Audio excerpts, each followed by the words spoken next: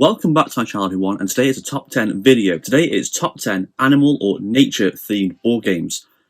Now I have an affinity for animals and nature in general, and I love board games featuring these types of things. So I thought I'd do a top 10 video to go through my list of what I think are the best ones. Before I get started, please subscribe, and if you can, check out on Instagram at instagram.com/boardgameswithjoe.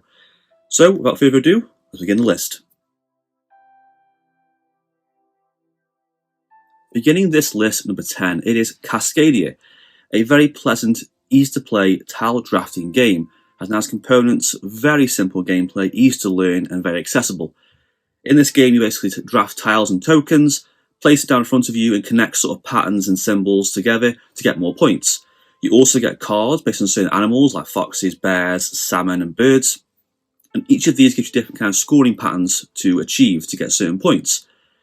You have to really mix and match what you're doing. You can place tokens on different tiles. You can form sort of patterns of tokens, like pairs, or a long run, a line, or a zigzag to get the most points. What I like here is, though, over Calico, there isn't as much restriction here. Calico is great, but you're very limited. You have a small board and a small number of spaces to fill up, and that board fills up fast. With here, though, you're quite free to place tiles where you want, really. You can expand your map pretty much anywhere. And that's why I put us above Calico. Much as I like Calico, this is a slightly better version. If you're going to get two, I'd recommend this one above that one. Calico is beautiful and charming, but Cascadia is a bit more pleasant, a bit more accessible, and has a more free and easy to pick up kind of gameplay experience. Calico is very simple too, but the freedom Cascadia gives elevates it higher than that game for me. Number 9 is Meadow by Rebel Studios. Now Meadow is a beautiful watercoloured drafting game of matching sets of cards and symbols.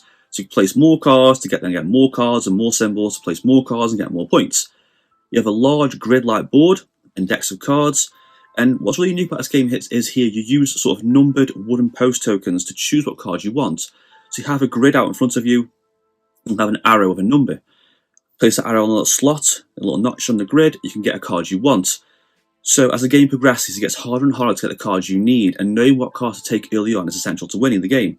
Because of the theme, because of the nice artwork, I mean, it's not just animals in this game, you also have like bugs, insects, flowers, scenery, objects, trees, just nature in general. And when you play the game, as you fill up your board, you get this beautiful landscape of these cards and this lovely watercolour drawings across your board. And it's a set collection game, basically. And it's about matching symbols up. And it's quite addictive because it's very simple to play. Very, very simple. Basically, if you have the symbol in front of you, you can play that next card. The more symbols you have out in a variety, in a row, the more cards you can play. The more points you get. It's quite a simple game. But don't let that fool you. Getting a high score in Meadow is quite hard. And knowing what cards to pick early on and what cards to save for later, and using those number tokens and your bonus tokens on the campfire board is key to getting a high score. So what's great here is it's sort of like a gateway game where it's very simple, very accessible, easy to play. You can pick up this game in 5 minutes and learn it. But to get a high score and knowing when to use the tokens, when to use bonus points, and what cards to use where. So when you put a card down over a card, that symbol's covered up. So what symbol do you sacrifice early on to get better cards for later? And also, past the halfway point, the board changes, new cards come into play, and these new cards are sort of like more larger animals that are harder to get and more difficult to acquire symbols for. So depending on how well you did early on, you get higher points later in the game. Number 8 is the Isle of Cats by City of Games. This is a wonderful polyanimal tile drafting game with lots of card play and resource management. You essentially have to rescue cats on an island onto your boat, using fish as a resource to attract cats to your boat. Fill your boat with cats. The more full your boat is, the higher points you're going to get. You've also got rooms on your boat, treasure tokens and rats to cover up. And the more cats you link in a family of cats, or a family of cats as those are the same colour, the more points you're going to get. And this game has 2 modes. It has a family mode and a regular mode. Now, family mode is a very simple tile drafting game. Much like you've seen before, 100 times over, just draft a tile, put it on your board, gain points. But what I love about this game is the full version has a deck of cards. Now, that's what makes the game so good. You essentially have, before the game begins, a drafting phase where you draft cards. And these cards are different things. They can be lesson cards that give you points. They can be basket cards to get more cats, to get a higher speed, to get cats early on. They can be Permanent cards give you upgrades. They can be the Oshank Sphinx kind of cats. It can be a wild card. It can be bonus cards, like you draw things, gain resources, gain points, gain gold, gain treasures. There's just so much in this game to get, and there's so many ways to score points too. Every game I play this feels different. Every game feels unique because of the large number of cats and the shapes and the colours. There's a huge stack of cards. The core game alone has so many cards to pick from and choose, and you're never going to get the same game twice because lesson cards can always change. You'll have private lessons, public lessons, and it's really satisfying just to fill up your boat with cats and link huge chains of cats. When you see that big long pattern of cats in your boat, it's really satisfying and rewarding. And of course, there's plenty of ways to score too, such as families of cats, rooms you filled up, any rats you've left uncovered, treasure tokens you've got, and any bonus lesson cards you acquire as well. It's one of the games where there's just so many paths to victory and so many ways to score points, which is what I really love about the Isle of Cats. Number 7 is Creature Comforts by Kids Table BG. This is a dice placement or worker placement kind of game with resource management. You essentially have to collect resources and collect improvements or comfort cards ready for winter. And what you do is, a bit like Everdale, you have a large board with cards that change for the seasons and travellers, lots of spots to collect resources and rewards. But what's great here is instead of just putting a worker down, you actually have to roll dice. And the dice rewards you get indicate what you can get from that spot. So a certain spot might require a dice roll of 5 or higher. One spot might require a combined dice roll of 8 or higher. So you've got to sort of manage your dice rolls quite well. The game has a beautiful, charming, adorable artwork to it. It's very accessible, very inviting. This game is kind of like an in-between game. It's not quite a gateway game. It's not quite a super advanced strategy game. It's sort of in between. Because you have to assign your workers first, then roll the dice, and decide where they want to go. So it's knowing what to risk. You have a lot of luck with the dice rolls, but also a bit of strategy in what workers you put out and what cards you collect. And all the ways the game points to, from the cards, the comfort cards that synergize other comfort cards, getting more points and more points later on, the improvement cards, the changing season cards, the traveller cards, all spots on the board. There's a lot of variety, a lot of ways to gain points. There's quite a few tokens in the game, and it's probably a little bit too much for a new, younger player. But it's great for those who play something like Everdale and want just something a little bit more complex. This game sort of scratches the itch of being just a touch more complex than Everdale, just a bit more advanced than that, but not too advanced that players don't understand it. It's a very unique game. It has a solo mode, plays to 5 players, and lots of replay value. Number 6 is Keystone North America by Rose Gauntlet Games. This is a card drafting collection game where you have to collect cards from a board and build a numerical ecosystem and habitats for your cards. You have 4 habitats, different cards, different types, and ascending order. And you have to basically place cards into your board by drafting them. And you have a row of cards. And the ones, if you want ones on the left, you have to put resources on ones on the right. So the ones on the left cost more than ones on the right. And there are also bonus cards too, bonus tiles that give you extra rewards, such as more resources, let you draw cards, discard cards. It's one of the games where, much like Cascadia and Meadow, it's very simple, very easy to play. You just basically pick cards you want, pay the resources, put it down on your board. That's it for the gameplay. There's no other restrictions really. So that's why it's so simple. But getting a high score requires a lot of planning and strategy, because you've got to match the symbols, you've got to make the numbers ascend or descend in order. So you only have a small board and it fills up quite fast. So knowing what cards to take, what cards to place, arrange your cards around in a certain order. And scoring this game is really great too. You score on rows, on columns, keystone cards score twice, cards with the research token score again. There's bonus cards too to score from. There's just a lot of ways to play this game, and it's one of those things about animal nature theme games that I like, where it's very accessible and easy to play, but at the same time has this big hidden depth to it, and it requires a lot of thinking and strategy to get a high score. It also has a very good solo mode. You have a little booklet that comes with 20 or so scenarios, have different set instructions and challenges and bonuses, and you also get more rewards as you're playing solo, more cards, which is really cool too. Number 5 is Wingspan by Stoneman Games. Now, Wingspan is on so many lists I do. It's such a good game. I love this game so much. I mean, if you don't play Wingspan right now, I don't know what you're doing, you should play Wingspan. It's a great set collection, hand management game of playing and drafting birds into 3 habitats on your board, managing your resources. The more birds you play, the more abilities you can chain up and get more synergies and more abilities and get more and more powers. You know, place birds in 3 habitats. Top one gets you resources. Middle one lays eggs, bottom one draws cards. Your resources you need to play more birds. Eggs are required to play birds in the higher columns and gain more points. And obviously drawing cards is good too, because the more cards you have, more options you have too.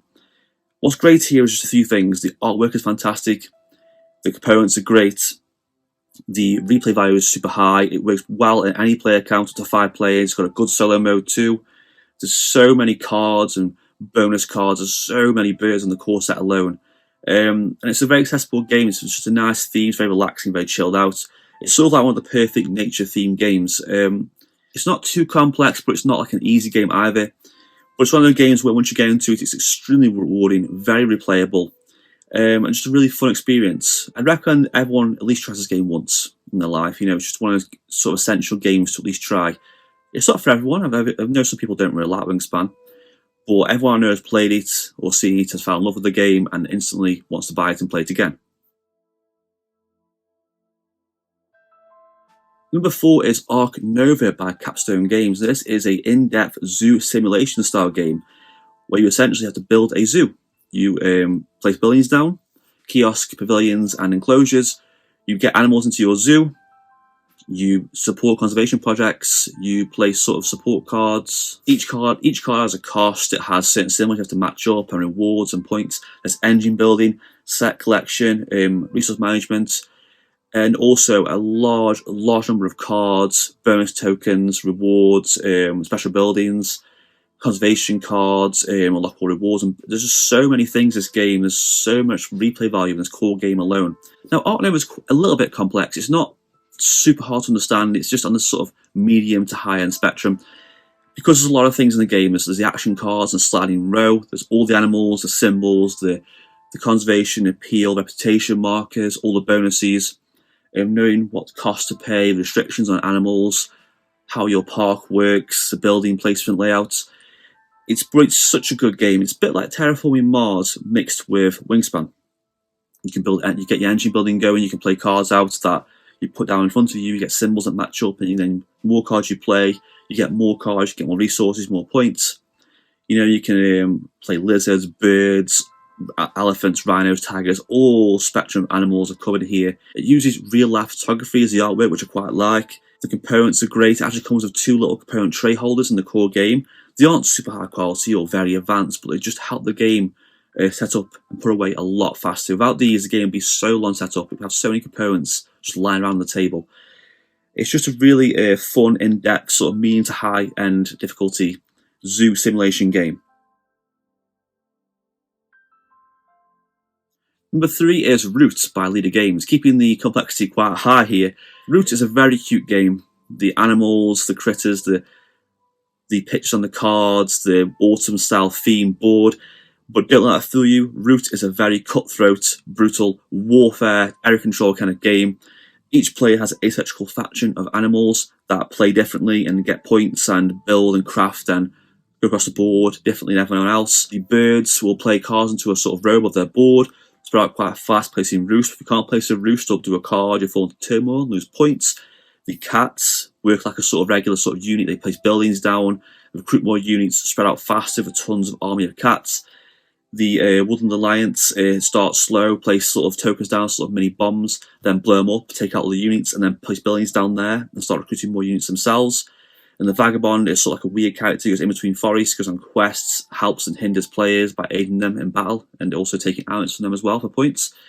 It's a game that's hard to really sell. It's a very complex game. It requires players to really understand how their faction works and how each other faction works. Quite complex, but super rewarding. Very high replay value, all the cards, combat's quite fun, area control is quite good to understand. It's just one of those games that's like an animal-themed warfare game. Area control, great artwork, accessibility is quite low because it's quite a hard game. It rewards players who play it more often. The more often you play Root, the better you'll understand Root, the better you'll enjoy Root. Your first game of Root may be quite hard, because everyone's got their own faction. Everyone's faction is different from your faction. You can't ask me how to do this on your turn because my faction is different than yours completely. Crafting maybe a little bit and combat's quite similar, but apart from that, they're all very different. But the replay value is quite high because of the factions, the replayability, all the cards, 2 sides to the board. You've got expansions too that add new units, new factions too that are great. It's just a really great, engaging, area-controlled animal warfare game. Number 2 is Everdale, one of my favourite games ever. A beautiful worker placement, set collection kind of game. You essentially play through 3 seasons. The more seasons you play, the more workers you get, the more workers you have, you can send out. You essentially have 2 actions on your turn: send out a worker or play a card. Put a worker on the board and gain a resource. That's just listed there. You might also draw cards or gain points or gain 2 types of resources or certain rewards. And also you can play a card into your city. You pay the resources, put the card down, gain rewards. These rewards can be things like trigger. The more cards you play, they can trigger at the end of each season, they can trigger at the end game. At the end of the last season, play the most points wins. It's such a great game. It has beautiful artwork and theme. This world they've built is fantastic. All these characters and the buildings and the land of Everdale is such a wonderful thing to experience. The trees are a great component. The resources are really great. The cards feel great. The component quality is fantastic. High replay value too. There's a lot of cards and bonuses and ways to play. All the synergies from the cards, the abilities, the cards you play, like the blue cards, like you get rewards when you play more things. The green cards do things at the start of the season. Purple cards give you sort of endgame rewards too. It plays well at 4 players. It also plays well on solo. There's sort of 3 difficulties you can play at against a sort of solo opponent, which is very easy to understand and manage. It's very accessible, and it's also a perfect gateway game because of the theme and the charm to it. It's very attractive. People are enticed by this game. But the mechanics are so simple. It's very easy. What resources do you want? Well, put a worker there. Then you play the card you want, put it down. And that's it. But at the same time, there's a lot of strategy and hidden depth to gain points. You've got to basically play the cards you need early on. You've got to get resources early on, get a nice engine going, get the resources you need for later. What cards do you want to go for? Do you want to go for blue cards? You need that card down there. There's sort of like a drafting mechanic too in the middle of the board. It's like a sort of centre area of the board where you draft cards from. And also, I like how this game's themed. Like you have the Everdale tree, the meadow, the board, all the shops and the critters. And I like how some buildings have a matching critter icon, which means you can play critter for free later on. So it's one of those games where it's got high replay value, very accessible, and very easy to learn and fun to play. Number 1 on the list of animal nature themed games is Dog Park by Birdwood Games. This is a beautiful set collection, resource management, card drafting kind of game for 1 to 4 players. Much like Wingspan, it has great artwork, high replay value, great component quality, a lot of bonus cards, ways to score points, synergies of cards too. The board's great, the theme's great too, very accessible.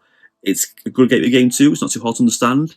It's not as hard as Wingspan, I'd say. Wingspan's a little bit harder, but it is just a nice gateway game. What I like here is there's so much replay value and all the cards, the bonuses, the forecast cards, the bonus cards, the location cards, all the cards' unique abilities that we easy to understand. I like how the way the forecast card changes the board a little bit and gives you more rewards. The card abilities on the dogs are very simple. And I also like here it combines mechanics into one, so each phase is separate mechanics. You have sort of like a bidding phase, a resource management kind of phase. It's sort of like a dice rolling board phase, and then collect points and try and go for the cards, the dogs that match the bonus dogs that are out on the board, the breeding category dogs. There's a lot to the game. It looks like there's a lot going on at once, but it's just a simple game. There's so many ways to play, and it's so fun. There's so many dogs to collect, and when you score points, you've got the breeding category dogs, your bonus cards, you've got dogs that synergize with other dogs, you've got dogs that give you points for certain dog types you have. And because of the bidding, it's quite fun too, like a secret bidding dial. But what's great here is you bid with points. So a player may have higher points than you, but that's great because they're only going to spend more points to bid. Do they want to risk those points to get a dog they need? And obviously, the dogs are great. The artwork's fantastic. All the dog cards look beautiful. There's so many dogs in this game. I love the components, the little toys, the sticks, the balls, the lead tokens. Taking dogs on a walk gets you points, but also dogs you don't take on a walk lose your points. But at the same time, you need resources to walk dogs, so you've got to balance the resources out that you collect to make sure you can walk the dogs you need to walk to get the points you need. There's many ways to score points in the end game. There's setup variety. There's loads of ways to play. Loads of dog cards. It's just a really fun, accessible, family-friendly, animal nature themed game that works well at any player counts. And that's it for my top 10 animal nature themed games. Comment down below any games you like on this list, or games I've missed off, or games you think should be on this list, or games you think I might like. And that's it for this video. Like and subscribe if you can, and thank you for watching.